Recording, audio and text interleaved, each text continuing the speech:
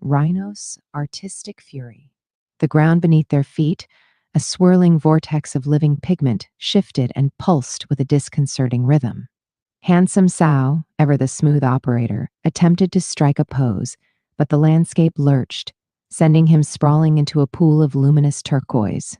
He emerged sputtering, his perfectly coiffed hair askew, a smear of electric blue across his cheek. Right then, he announced, dusting himself off with a flourish, let's not dawdle. We've got a dimension to conquer, a brand to reclaim, and a whole lot of garbage pail kids to save from. Well, whatever the hell this is.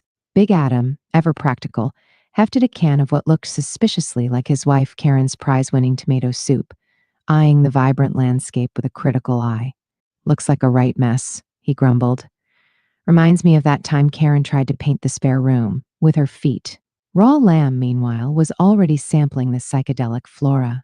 He plucked a glowing purple flower, took a bite, and promptly began levitating, singing an off-key rendition of Bohemian Rhapsody in a surprisingly high-pitched voice.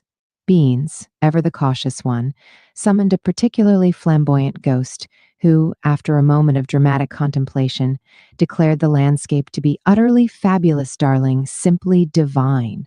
Down Under Dan, his extendable neck craning upwards, surveyed the scene with a contemplative fart. His motorcycle, affectionately named the Tudor, remained, stubbornly grounded, refusing to cooperate with the shifting terrain. Only Albino Rhino remained silent, his usually pale face flushed with a strange intensity. He clutched his rhino horn gloves, his knuckles white. The vibrant chaos of the dimension seemed to resonate with him on some deep, unspoken level. It was as if the very essence of his artistic spirit had found its perfect expression in this surreal, pulsating world. The silence was broken by a deep rumbling, a tremor that sent waves of color crashing across the landscape. From the distance, a monstrous creature emerged, a grotesque amalgamation of paint tubes, discarded palettes, and broken brushes. Its eyes were two burning embers of cadmium red, and its mouth a gaping chasm of raw umber. It screeched, a sound like fingernails scraping across 1,000 canvases. That's not good, Big Adam muttered, nervously juggling his trading card shurikens. The creature lunged, its paint-splattered claws reaching for the team. But before it could strike, Albino Rhino moved. With a speed that belied his usual shy demeanor, he leaped forward, his rhino horn gloves glowing with an inner light. He didn't just punch the creature, he painted it. His first blow landed on its arm, leaving a trail of dazzling gold, the paint searing through the creature's grotesque form like a celestial brand. The creature recoiled, its attack faltering. Rhino followed up with a flurry of punches, each blow adding a new layer to the creature's appearance. Streaks of cobalt blue, vibrant crimson, dazzling emerald. He was painting a masterpiece of destruction, a testament to his suppressed artistic fury. It wasn't just about combat, it was a performance. Each punch was a brushstroke, each block a deliberate shading, creating a spectacle that blended breathtaking beauty with violent chaos. Raw Lamb, still levitating and singing, seemed to be providing an impromptu soundtrack to Rhino's artistic ballet of destruction. The ghost, meanwhile, was cheering Rhino on with enthusiastic pronouncements of, "Bravo, darling, simply divine." Even Big Adam found himself momentarily captivated, forgetting his fear for a moment to appreciate the artistic merit of the situation. The creature, now a vibrant kaleidoscope of colors, roared in frustrated confusion, its attacks becoming increasingly wild and uncoordinated. The battle raged on, a breathtaking display of kinetic artistry.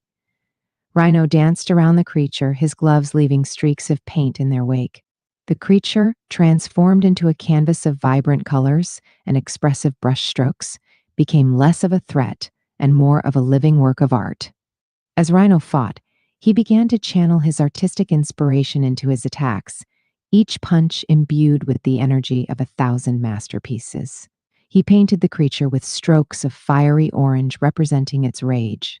He added a touch of serene blue to symbolize the peace that would ultimately prevail. He used deep indigo to highlight the creature's sorrow and regret.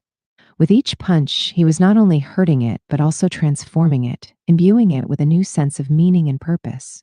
The creature, its initially monstrous form now transformed into a kaleidoscopic, almost beautiful entity began to slow down. Its movements became less frantic, less hostile. It seemed to be absorbing Rhino's artistic expression, its rage slowly giving way to a sense of wonder and awe.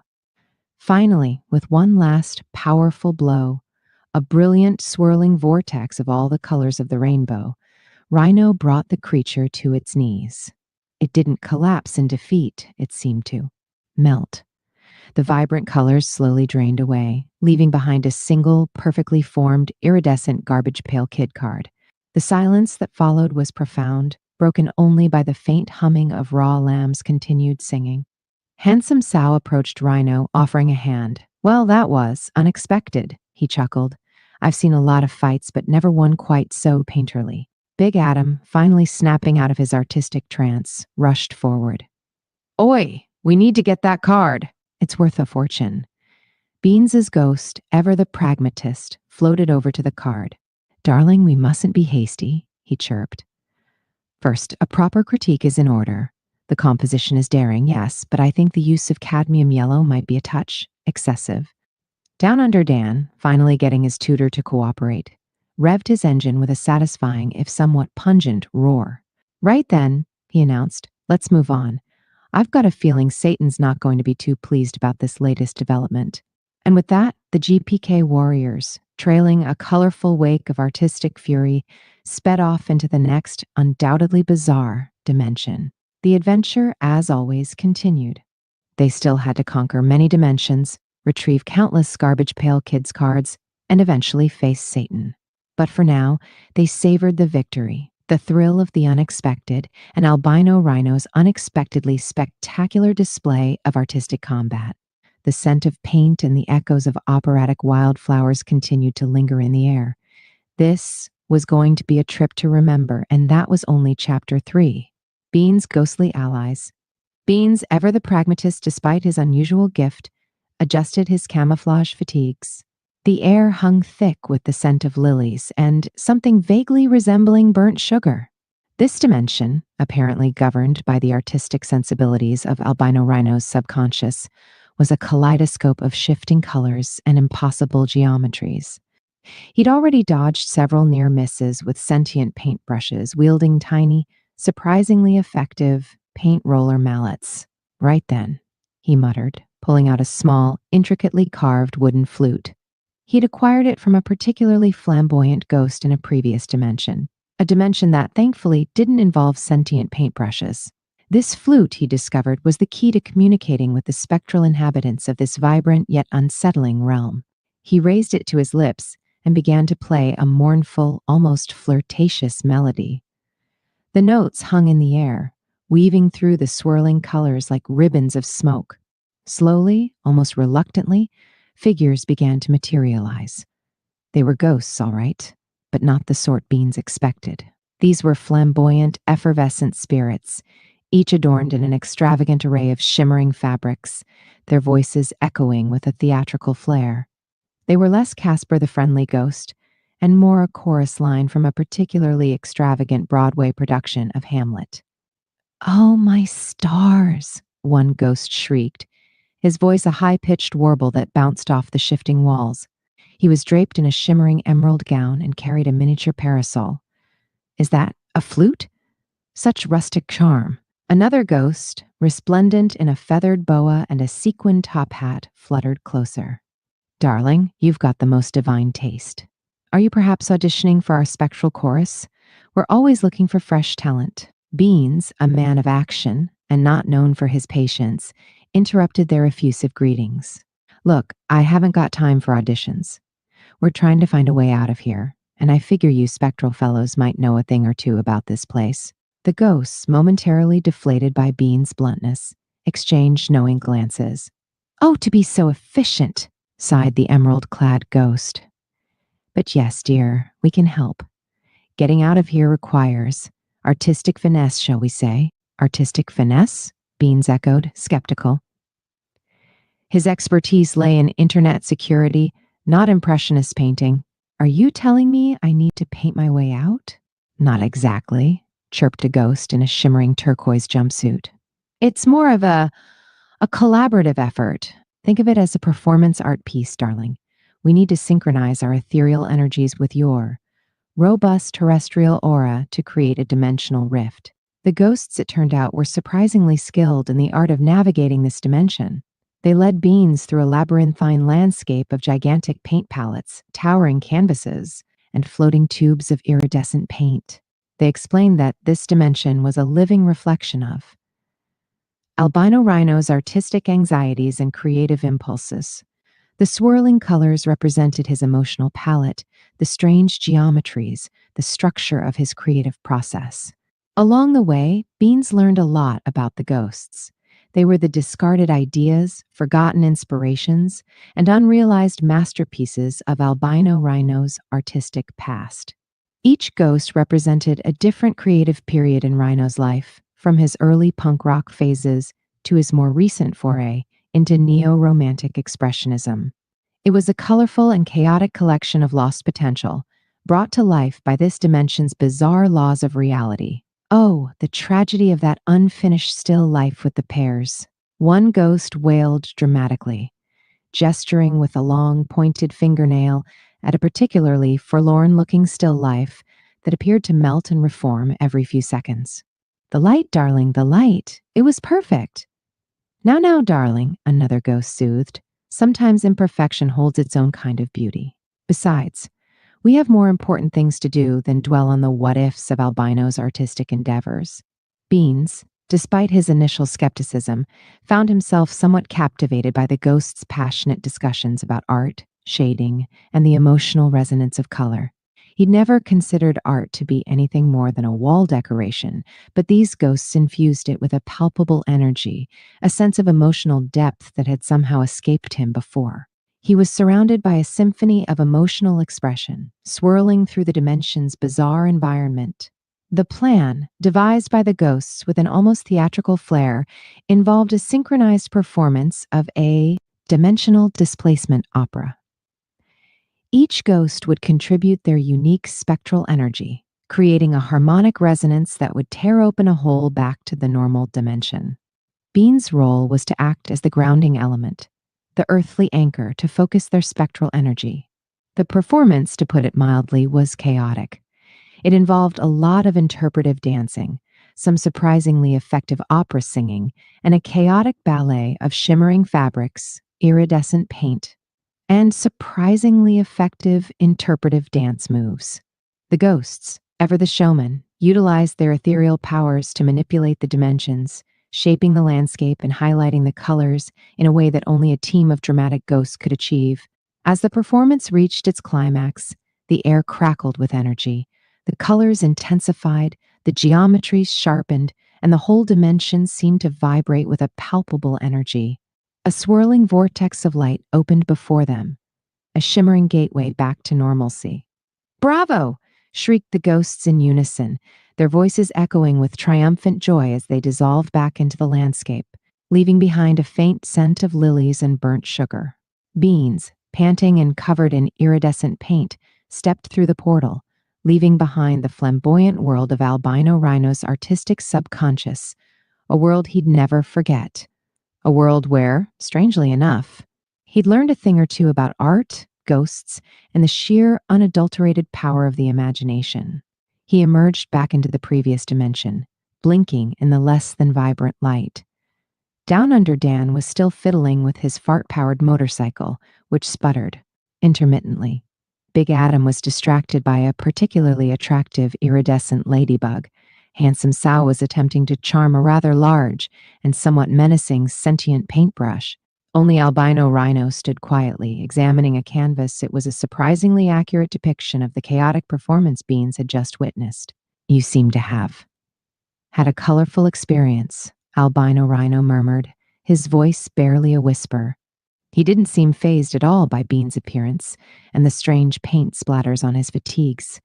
He held the brush in his hand and tapped it lightly on the canvas. Beans just shook his head, a wry smile playing on his lips.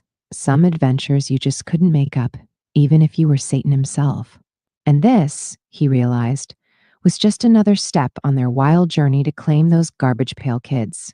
The road was long, the enemies many, But with his ghostly allies, his team, and a healthy dose of absurdity, he was ready for anything. Except, perhaps, another audition for the spectral chorus. He still had nightmares about the interpretive dance. Down Under Dan's fart-powered flight. The air vibrated with the frantic buzzing of unseen insects, their wings a counterpoint to the rhythmic thrum of Down Under Dan's fart-powered motorcycle, affectionately nicknamed the Tootmobile. It wasn't exactly a Harley Davidson, more a chrome-plated contraption that looked like a rejected prop from a low-budget sci-fi flick, cobbled together from repurposed plumbing parts and what appeared to be a discarded washing machine drum. But it ran, or rather, it farted, its exhaust a noxious yet surprisingly effective propellant. Dan, his extendable neck craning this way and that, expertly navigated the surreal terrain. The ground, a swirling vortex of primary colors, threatened to swallow the Tootmobile whole at any moment. Giant paintbrushes, their bristles sharper than any sword, swiped across the landscape, leaving streaks of vibrant hues in their wake. Sentient easels, resembling oversized, spindly crabs, scuttled sideways, their wooden legs clicking rhythmically against the canvas like ground. And everywhere, looming larger than life, were albino rhinos' self-portraits, each one a different interpretation of himself, from a brooding romantic hero to a hyper-caffeinated squirrel wrestling a giant pizza. "This is intense," Dan muttered, his voice barely audible over the Tootmobile's rumbling exhaust. He wrestled with the handlebars, the machine bucking and veering wildly as it dodged a particularly aggressive easel that had apparently taken a dislike to his chrome exhaust pipe. He'd expected the artistic anarchy of albino rhinos' subconscious to be, well, artistic. He hadn't anticipated a full-blown assault course designed by a caffeinated, sentient Jackson Pollock. Suddenly, a colossal three-dimensional self-portrait of Rhino himself loomed ahead, its eyes unnervingly realistic, fixed on Dan. The rhino in the painting raised a gigantic, paint-splattered hand, its fingers ending in razor-sharp brushes. "Halt," boomed a voice that echoed with the resonance of 1,000 opera singers. "Explain your presence in my artistic domain." Dan, never one to back down from a challenge, pulled back on the Tootmobile's throttle. The ensuing eruption was impressive, a multicolored cloud of noxious fumes that temporarily obscured the giant painting. He used the confusion to his advantage, weaving through the legs of a particularly flamboyant easel, wielding a palette knife like a ninja star.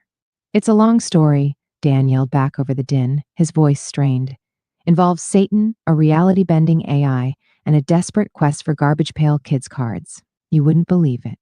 The giant rhino painting remained unimpressed. "Garbage Pail Kids? Bah, mere trifles. I'm Albino Rhino, master of the brush, conqueror of canvases. My artistic visions transcend such childish distractions." Dan, however, had a different perspective. "Look, pal," he shouted, his voice surprisingly clear above the cacophony. "Those cards are the key to getting back to our dimension. And if we don't get back, there's a very real chance Karen will make Big Adam wear that embarrassing sparkly unicorn onesie to the next GPK convention. That, my friend, is a fate far worse than navigating this crazy art hellscape." The giant rhino seemed to consider this. Karen's potential sartorial choices were apparently a point of universal dread, even in a dimension built of sentient paintbrushes and self-aware easels.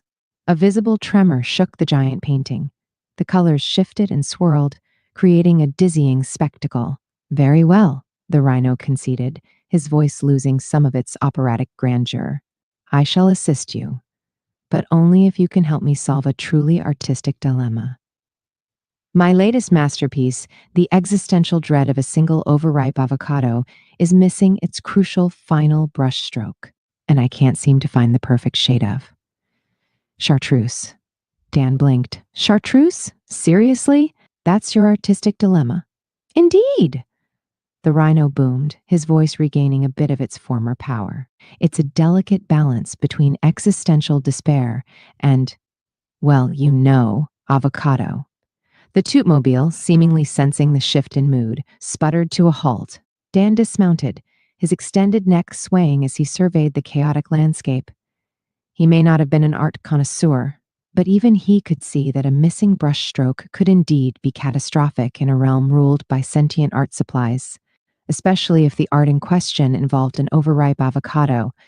He took a deep breath, the scent of burnt sugar and lilies mixing with the more familiar aroma of his own propulsion system. All right, Dan said, a determined glint in his eye. Let's find this elusive chartreuse. But if we don't succeed, you're driving this thing back to the portal. He gestured at the tootmobile with a flourish. And I'm pretty sure even you don't want to experience the full force of my artistic interpretation of a bowel movement. The giant rhino seemed to shudder at the thought.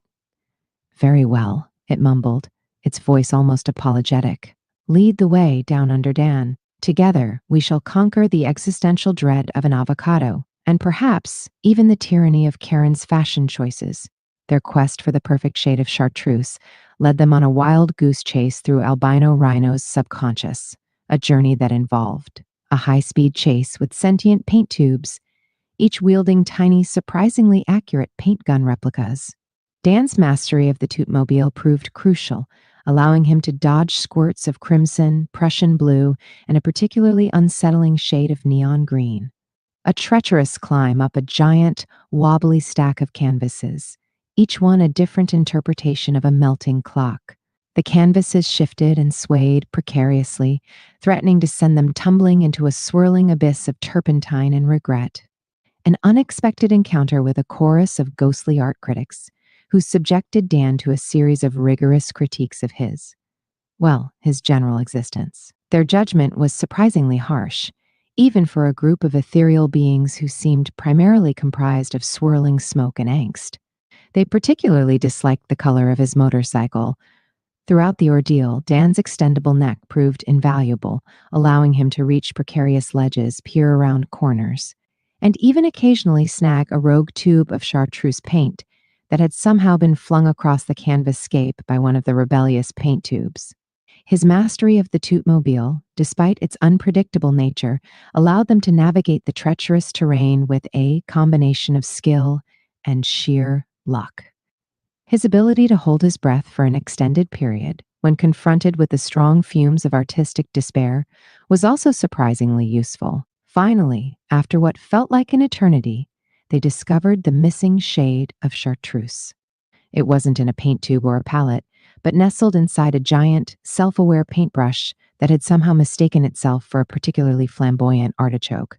The shade, a perfect blend of luminous green and slightly sinister yellow, seemed to pulse with a life of its own. With the missing chartreuse in hand, Dan and the giant rhino painting returned to the existential dread of a single overripe avocado. The final brushstroke, applied with a flourish by the giant rhino, transformed the painting into a masterpiece, a testament to the power of art, perseverance, and the unexpected utility of a fart-powered motorcycle.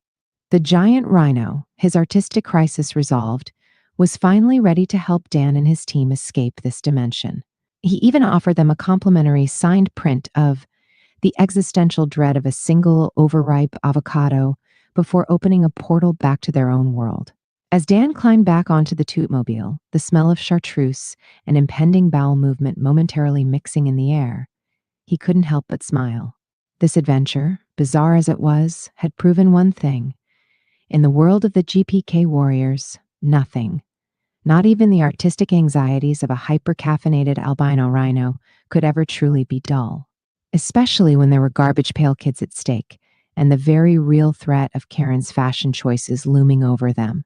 The tootmobile sputtered to life, and with a final, earth-shattering fart, they were gone. Triumphant escape from artistic mayhem. The walls of albino rhino's gallery, a swirling vortex of misplaced perspective and clashing colors, pulsed with a malevolent energy.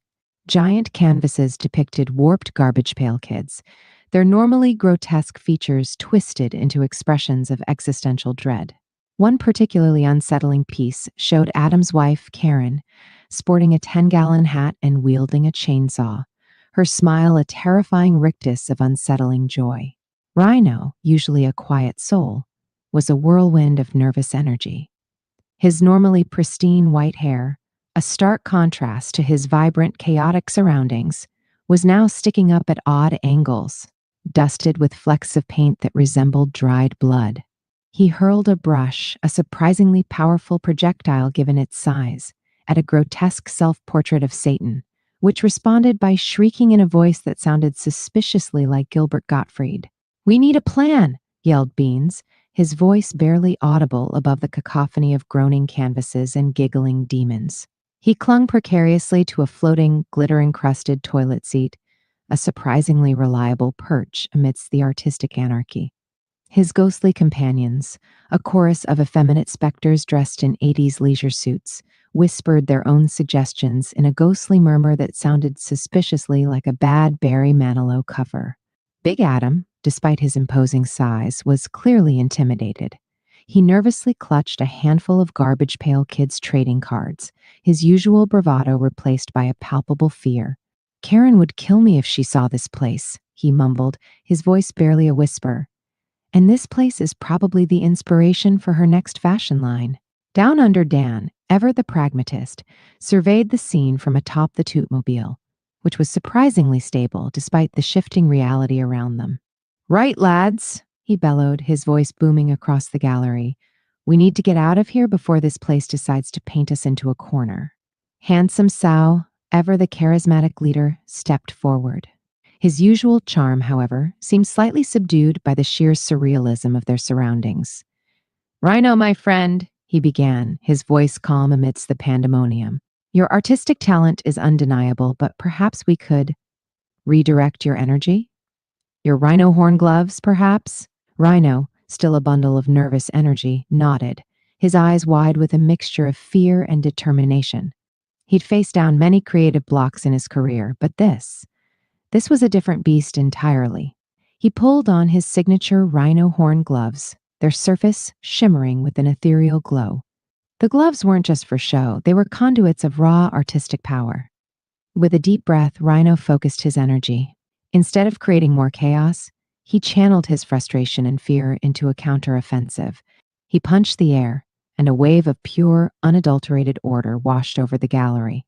The distorted Garbage Pail Kids on the canvases returned to their normal, delightfully grotesque selves. The walls stopped pulsating, their colors settling into a less offensive, though still slightly psychedelic, palette. Even Karen's chainsaw-wielding self-portrait transformed into a rather charming watercolor depicting her knitting a sweater for Adam. The demonic laughter ceased, replaced by the soft, almost mournful sigh of the interdimensional portal slowly beginning to close. The glitter-encrusted toilet seat gently descended to the floor, allowing Beans and his ghostly entourage a less precarious landing. "It's closing!" screamed Big Adam, relief washing over his face. He scrambled towards the now shrinking portal, nearly tripping over a discarded paint can. The escape, however, wasn't without its hurdles. As the portal began to constrict, Satan himself materialized, his eyes glowing with infernal fury. He was clad in a surprisingly fashionable velvet suit, complete with a bow tie and a monocle. "You think you can simply escape my artistic masterpiece?" he sneered. "My vision for the ultimate Garbage Pail Kids experience?" Sao smirked, ever the unflappable leader. "Your vision is a bit much. Satan. We appreciate the effort, really, but we have a schedule to keep." Karen's waiting for Adam. Before Satan could retort, Down Under Dan revved up the Tootmobile. With a deafening fart and a burst of chartreuse exhaust, they rocketed towards the portal. Beans, clinging to the back of the Tootmobile, yelled a heartfelt farewell to his ghostly companions as they zipped past a still fuming Satan. The portal closed with a final dramatic whoosh, leaving behind nothing but the faint smell of chartreuse and the lingering echo of Gilbert Gottfried's demonic laughter. They tumbled out of the portal, landing with a collective thud on what appeared to be a pile of discarded laundry. Rhino, still slightly shaken, took a moment to catch his breath. The experience had been jarring, but the thrill of escaping Satan's artistic hellscape was a high unlike any other. "Well," said Dan, dusting off his extendable neck, "that was something." Adam, relieved to be back in the relative safety of his own dimension, nodded. "Yeah, something I'm not going to tell Karen about." Beans simply sighed dramatically, his ghostly entourage whispering sympathetically in the background. Their ghostly attire was slightly askew, and a few sequins were missing. Sao, surveying the group, cracked a smile. Another dimension conquered. On to the next one! His usual charm was back, even brighter after their harrowing escape. Though perhaps we should avoid any more dimensions with sentient reality bending art projects. Next time, how about a dimension full of giant talking garbage pail kids? Rhino, recovering his composure, chuckled. Sounds much safer. The Tootmobile sputtered to life again, ready for their next adventure. After all, in the world of the GPK warriors, there was always another bizarre dimension to explore, another ludicrous challenge to overcome, and of course, the ever present threat of Karen's questionable fashion choices. But for now, they were safe, and that was all that mattered. The hunt for the ultimate prize, ownership of Tops and the Garbage Pail Kids, continued, fueled by the thrill of their near death experiences and the comforting smell of chartreuse exhaust fumes. The journey was far from over, and the GPK warriors were ready for whatever absurdity awaited them. The quest to defeat Satan and his AI, a quest filled with both peril and utterly ridiculous situations, was just getting started. The adventure, fueled by farts, purple psychedelia, and the unwavering determination to acquire Garbage Pail Kids, was far from over. And so, with the final, earth-shattering fart from the Tootmobile, they sped off into the sunset, leaving behind the artistic chaos and a very disgruntled Satan. The pursuit of Garbage Pail Kids' world domination was, after all, a mission of paramount importance, a realm of spectral shenanigans. The shimmering portal spat them out onto a cobbled street, the air thick with a scent of lavender and something vaguely floral. The GPK warriors, still reeling from their artistic escapade in the previous dimension, found themselves in a town that looked like a Victorian-era ghost town, except instead of decaying buildings, everything was immaculately preserved, almost. Too perfect. And instead of the usual spooky sounds of a haunted place, a chorus of high-pitched giggles echoed around them. Is that Barry Manilow?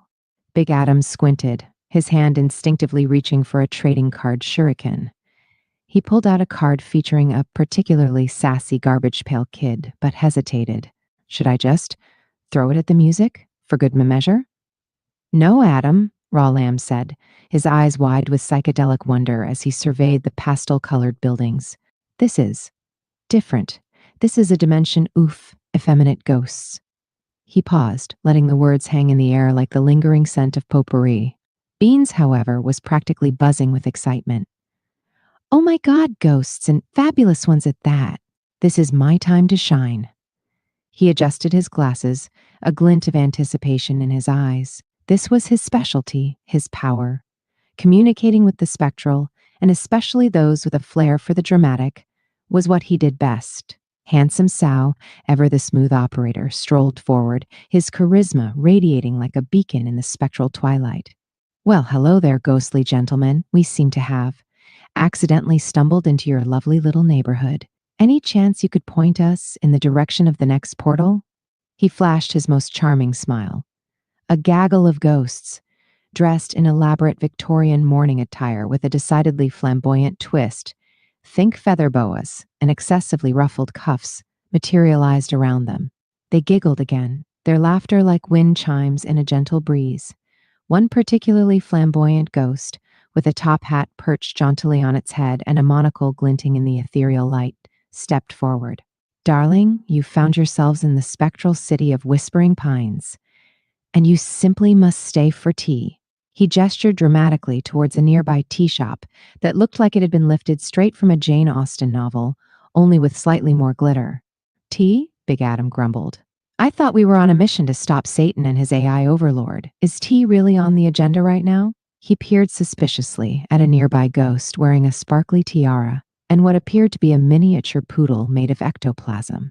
Oh, darling, the monocle-wearing ghost drawled. You wouldn't want to miss our annual spectral fashion show. It's the social event of the afterlife. Beans, however, was already engaged in a lively conversation with a group of ghosts who were arguing about the merits of different types of lace. He was translating their spectral gossip, his face a mask of intense concentration. Apparently, there's a fierce debate about the appropriate amount of ruffles for a ghostly ball gown, he muttered, occasionally contributing his own insightful opinions. This is beyond fabulous. Down Under Dan, meanwhile, was examining his fart powered motorcycle, nervously eyeing the exquisitely manicured lawns. I'm just saying, if I accidentally let one rip, will it? Affect the delicate ecosystem of this place? Don't even think about it, Dan, Raw Lamb warned, his eyes wide with horror at the prospect. The delicate balance of purple energy in this realm is already precarious. The sheer chaotic potential of an uncontrolled flatulence could cause a dimensional implosion. Zhao, however, had managed to charm his way into a conversation with the apparent mayor of the ghostly town, a portly ghost in a rather fetching velvet smoking jacket. He was using his unique ability to extract information by asking questions, subtly weaving his way into the ghostly mayoral proceedings. So, the portal. Where exactly would one find such convenient interdimensional shortcut? The mayor, after a series of elaborate gestures and a rather lengthy explanation involving a ghostly tea cozy and a lost pair of spectral cufflinks, finally pointed them in the right direction. It seemed the portal was located within the city's museum, specifically behind a particularly ornate display case containing a collection of antique ghost hunting equipment. The journey through the spectral city was surprisingly uneventful, aside from a brief detour involving a ghostly fashion show that Beans found oddly captivating and a near disaster caused by Dan's overly enthusiastic attempt at a silent but deadly. It resulted in a very upset ghost who was rather fond of his ethereal petunias. The museum, however, was a different story. The ghosts there were protective. They treated the museum artifacts not just as historical artifacts, but as extensions of themselves, their very essence woven into the very fabric of the exhibits. Big Adam, of course, saw an opportunity to use his trading card shurikens as a way to interact with the artifacts in a less than respectful manner. Look at all this energy, he said gleefully. But this was no ordinary museum. This was a museum inhabited by very, very opinionated ghosts with a penchant for dramatic flair. A simple card throw resulted in a full-blown ghostly opera about the plight of forgotten antique ghost traps. Well, this is awkward, Raw Lamb muttered, his psychedelic sense of humor not quite prepared for the full-blown, highly emotional outburst of opera-singing ghosts. Beans, ever the diplomat, managed to calm the situation down by offering to translate their ghostly grievances to the rest of the team. It turned out that the ghosts were deeply offended by the lack of respect shown to their treasured collection. With a little diplomacy, some sweet talking, and a few well-placed compliments, the ghosts agreed to guide them to the portal. After a small ghost-led tour showcasing the museum's prize collection of spectral artifacts, the tour was longer than expected. They learned of a ghostly feud between a ghost who believed in only using artisanal ghost deterrent and a ghost who believed in mass-produced chemical solutions. One ghost showed the team how to properly polish a spectral candlestick, while another performed a haunting rendition of My Heart Will Go On with a ghostly echo effect. Finally, after what felt like an eternity, they reached the display case. With a little more charm from Sao, a little strategic maneuvering from Down Under Dan, and a lot of careful diplomacy, they managed to activate the hidden mechanism behind the display case and found themselves standing before another shimmering portal. Their journey was far from over, but for now, they had survived a realm of spectral shenanigans. Just barely. Communicating with the spectral. The shimmering portal deposited them into a scene straight out of a gothic romance novel, if that novel had been written by someone who'd spent too much time on TikTok. Gothic architecture, yes, but with a pastel color palette that clashed violently with the brooding clouds overhead. Ghoulish figures, certainly, but instead of ragged cloaks and skeletal features, they were dressed in frilly Victorian mourning attire, complete with elaborate parasols and an alarming amount of lace. And the giggles? Oh, the giggles were still there. A high-pitched, almost manic chorus that vibrated in their very bones. Right, Beans said, adjusting his mirrored sunglasses. He looked like a hip-hop ghostbuster ready to drop the hottest beat in the afterlife. Time to talk to the, fashionably deceased. Beans' ability to communicate with ghosts wasn't exactly straightforward. It wasn't a matter of hearing voices or seeing apparitions. It was more of a vibrational empathy. He could feel the emotional resonance of spectral beings, translating their ethereal wails and whispers into understandable, if occasionally flamboyant, English. It helped that he'd spent years deciphering encrypted government data. Deciphering the emotional ramblings of a spectral Victorian dandy was almost child's play in comparison. The first ghost to approach him was a particularly flamboyant fellow, draped in a shimmering lavender shroud and sporting a ridiculously large top hat. He floated with an air of affected nonchalance, twirling a miniature parasol like a conductor's baton. "Darling?" the ghost chirped, his voice a high-pitched tenor that bordered on a shriek. "Aren't you simply divine?" One doesn't often see such robust mortals in these hallowed halls. Beans, never one to back down from a flamboyant challenge, simply smirked. "The robust mortal you see before you," he replied smoothly, "is here to ask a few questions. And if you don't cooperate, I'll have to unleash the full power of my dazzling smile." The ghost actually gasped, clutching his chest dramatically. "Oh my, such terrifying weaponry. I'm simply at your mercy." It turned out the spectral inhabitants of this town were obsessed with a rather peculiar game, a spectral fashion show judged by the town's founder, a ghost who'd apparently invented the first ever ghost-powered sewing machine. The winner, they explained, received a key. A key that, according to the overly dramatic narrative delivered in a chorus of high-pitched giggles, would unlock a portal to the next dimension. Naturally, there was a catch. The judging criteria were impossibly vague, revolving around the essence of ethereal chic and the subtle suggestion of spectral sophistication. Even Big Adam, known for his impeccable taste in action figures, was utterly baffled. "So," said Raw Lamb, his eyes widening slightly as he took in the scene, "we have to win a fashion show?" "Apparently," Beans confirmed, adjusting his sunglasses again. "And I suspect our usual approach, namely brute force and questionable negotiation tactics, won't be very effective." The problem was, none of the GPK warriors, apart from Albino Rhino, had any fashion sense whatsoever. Rhino, however, was too busy sketching the spectral fashionistas with a charcoal pencil he'd inexplicably pulled from his rhino horn gloves. The solution, as always, was absurdly convoluted and hilariously chaotic. Down Under Dan, with his ever-extending neck, managed to steal some outrageously flamboyant garments from the participating ghosts. Raw Lamb, with his psychedelic powers, dyed the fabrics with shimmering iridescent hues that shifted with the slightest movement. Big Adam, despite Karen's frantic calls from his pocket interrupting his concentration, managed to craft tiny, deadly-looking trading card shurikens and use them to subtly adjust the garment's patterns, adding a touch of spectral sophistication. Esau, meanwhile, charming his way through the ghost judges, used his ability to disarm misleading information to convince them that the GPK Warriors ensemble was actually a sophisticated commentary on the ephemerality of spectral existence, a revolutionary concept that resonated with the judges' surprisingly pretentious sensibilities. Their creation was nothing short of a masterpiece, or at least it appeared that way to the perpetually giggling specters. It was a mishmash of styles, a chaotic explosion of color and texture that defied any sense of traditional fashion, yet somehow managed to work. They had somehow managed to tap into the essence of ethereal chic through sheer accidental brilliance.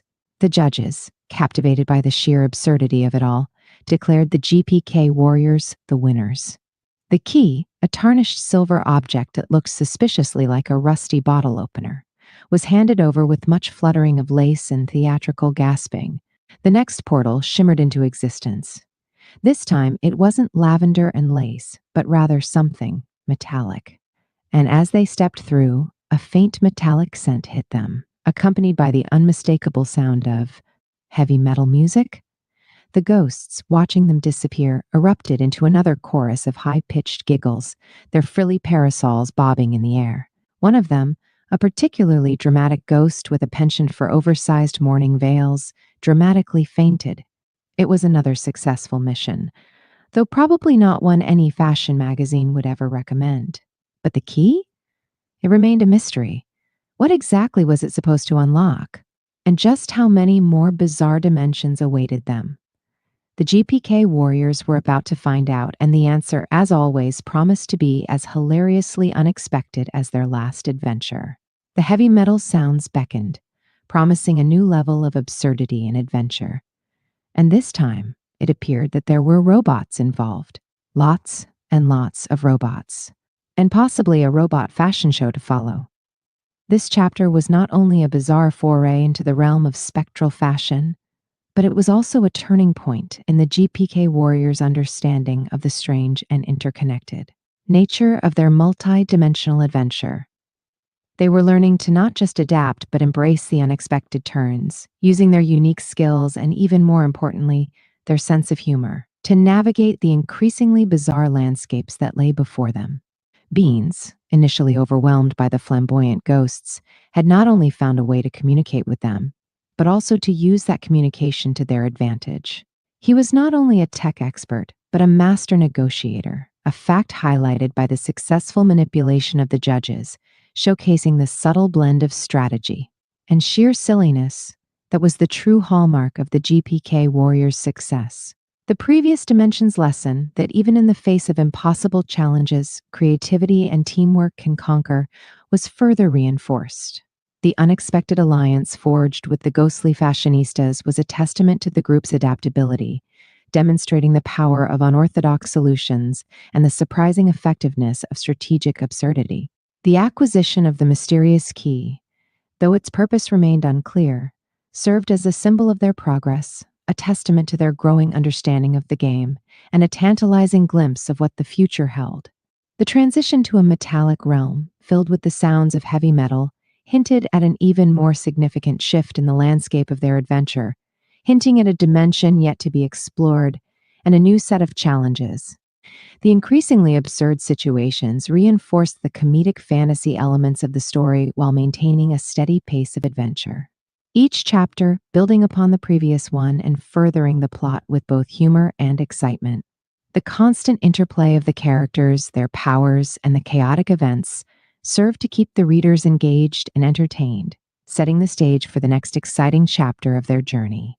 The quest for ownership of Tops and the Garbage Pail Kids was far from over, and the road ahead promised more laughter, chaos, and a whole lot of unexpected encounters. The adventure was just beginning,